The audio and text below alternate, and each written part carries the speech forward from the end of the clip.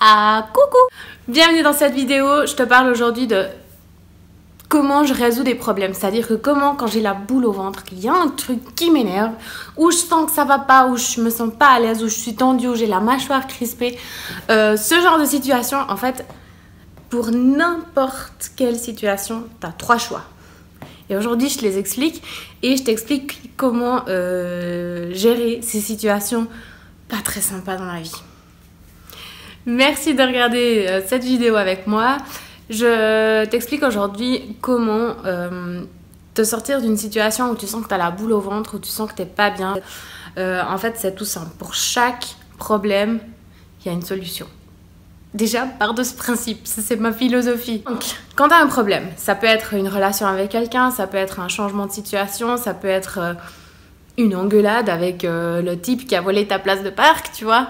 Ça peut être un conflit avec ton conjoint, ça peut être un conflit avec tes voisins, j'en sais rien.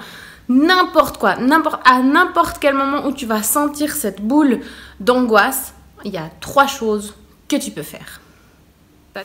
Donc dans n'importe quel problème, il y a 3 choses à faire. C'est-à-dire se positionner et réfléchir. Est-ce que j'accepte?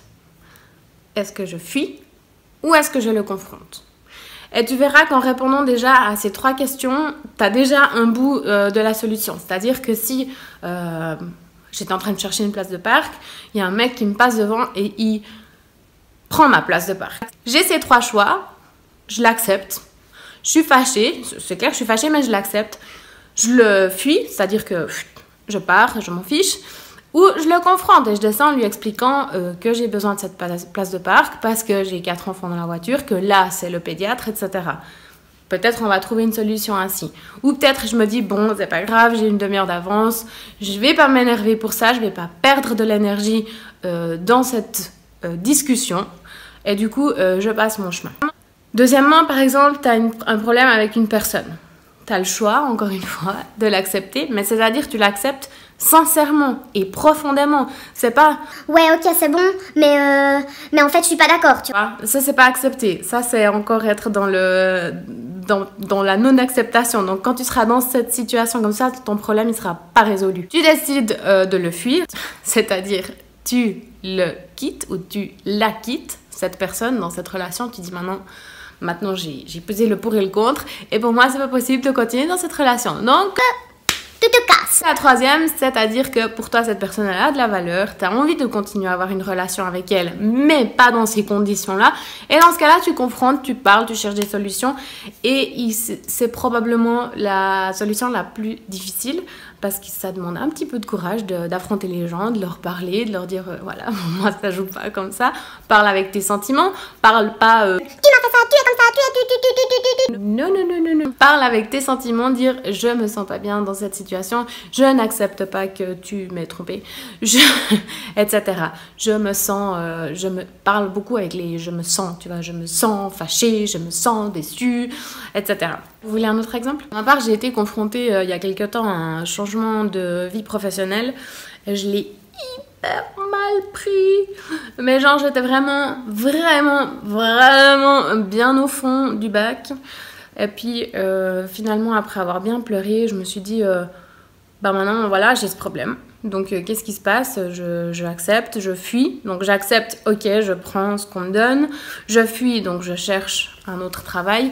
Ou je confronte et je vais là où ça me fait peur et puis confronter un peu mes peurs et mes angoisses.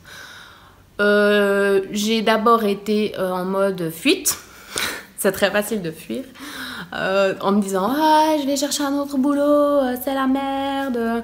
De toute façon, j'ai pas besoin d'eux. Vraiment en mode genre bien révoltée. Et puis finalement, je me suis dit mais fuir pour aller où? Donc c'est clair, ça me fait poser plein de questions, etc. Mais finalement, je me suis dit pourquoi pas accepter et donner une chance à ce nouveau job. Et la confrontation, c'est-à-dire que je serai confrontée avec des personnes que je n'ai pas d'affinité. Et c'est ce qui s'est passé, voilà, j'ai parlé avec cette personne et puis on a discuté. C'était bien, c'était intéressant et je me dis que pourquoi pas finalement. Donc je suis en ce moment plutôt dans l'acceptation où je me dis ben je vais tester et puis on verra au moment venu. J'aime pas non plus penser à un problème qui n'est pas encore là, tu vois. Moi j'aime bien penser au problème quand il y est vraiment. Vous savez, il y a beaucoup de gens qui m'énervent avec ça en me disant ah mais je pense que je vais pas réussir et puis non. Écoute, quand tu n'auras pas réussi, tu t'angoisseras, mais tant que tu n'y es pas dans la situation et que tu n'en sais rien, ça sert à rien de te faire du mouron en temps inutile, quoi. Profite du moment présent et puis ensuite tu verras si tu as réussi ou pas, et si tu n'as vraiment pas réussi, alors là, pose-toi les questions. Donc c'est exactement ma situation, c'est-à-dire que la situation elle va changer au 1er janvier et puis à ce moment-là, eh ben, je verrai si finalement ça me convient ou non, mais je ne vais pas déjà maintenant m'énerver avec ça. Que je pense qu'il y a un problème, mais que finalement ce sera peut-être en fait pas du tout un problème. Et mine de rien, ça m'a quand même fait me poser plein de questions par rapport au futur et une belle remise en question. Et je le vis positif finalement. J'étais partie vraiment en mode bien dépressive, à beaucoup pleurer, à trouver le monde injuste, tout le monde est contre moi, etc. Mais finalement, non, je me suis dit que non, c'était un signe et puis que je devais le vivre, je devais passer par cette période. Et finalement, j'ai décidé de la confronter et ça fait finalement grandir. Je pense finalement que de confronter les problèmes, ça fait grandir. Do you know what I mean? Donc, franchement, la seule chose que je voulais te faire part dans cette vidéo, c'est que quoi qu'il se passe dans ta vie et tu sens que ça va pas, pose-toi ces questions. Est-ce que j'accepte? Parce que pour moi, finalement, ok, c'est bon, ça a pas beaucoup d'impact dans ma vie. Tu vois, c'est pas... Ou bien genre, s'il y a par exemple une dispute avec une de tes amies, puis tu vois que ça part en cacahuète, mais finalement, cette personne, elle est pas si importante que ça dans ta vie, ben, laisse-la partir si c'est ce qu'elle veut, tu vois. Si elle a plus envie de te parler, ben, laisse-la partir, enfin, retiens-la pas... si finalement tu sens que c'est pas ce que tu voudrais, tu vois. Donc c'est là que je dis accepter, quoi. Si une personne ne veut plus être ton amie, bah, accepte-le, quoi. Ça demande du courage hein, d'être positive et puis bah, ça demande un peu d'énergie de rester dans les ondes positives et puis de pas se laisser aller. Mais finalement, ça vaut vraiment la peine, quoi. Finalement, tu ressors grandi, tu te dis ok, j'ai cette capacité en fait, j'ai cette capacité à rebondir, à ne pas rester en mood toute la terre est contre moi, tu vois. Oui, j'étais dans ce mood-là, tout le monde m'en veut et personne ne m'aime. Un dernier exemple, tu as un dernier exemple? Ok, ça marche. Avec les enfants? Ouais, ça marche. Par exemple, ils te hurlent dans les oreilles. T'as regardé mes dents? Ils te hurlent dans les oreilles, mais t'en as marre. Bah, t'as toujours ces 3 possibilités. Soit tu acceptes, tu dis ok c'est bon, gueule-moi dans les oreilles. Deuxièmement, tu fuis. Ben, tu vas simplement dans une autre chambre si c'est possible à ce moment-là, ou tu mets l'enfant dans une autre chambre si tu es en train de faire la cuisine et qu'il est en train de te hurler dans tes oreilles, tu vois. C'est-à-dire que tu fuis, tu mets de la distance entre vous deux, ou tu confrontes en lui disant ma chérie, s'il te plaît, je suis en train de faire à manger et mes oreilles aimeraient le repos. Si tu faisais une petite séance de yoga pour moi.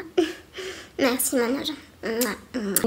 Attention, quand je dis confrontation, je dis pas que tu dois la fighter, tu vois. Non, vraiment pas. Ce que je dis dans confrontation, c'est que tu te mets en contact avec ton enfant. C'est-à-dire que il y a tu vois, t'es tac-tac. Je veux pas avoir le service de l'enfance et de la jeunesse qui vient toc toc toc. Qu'est-ce que vous dites à vos abonnés? Voilà. T'aimerais que je leur dise acceptation, fuite ou confrontation? J'espère sincèrement que j'aurais pu vous donner des pistes. Il y a bien sûr des situations dans la vie où on est entre les deux, où on ne sait pas quoi faire. Où on se dit est-ce que je fuis? Est-ce que je confronte? Est-ce que je fuis? Est-ce que je confronte? Et tant que tu seras entre deux, tu seras pas bien.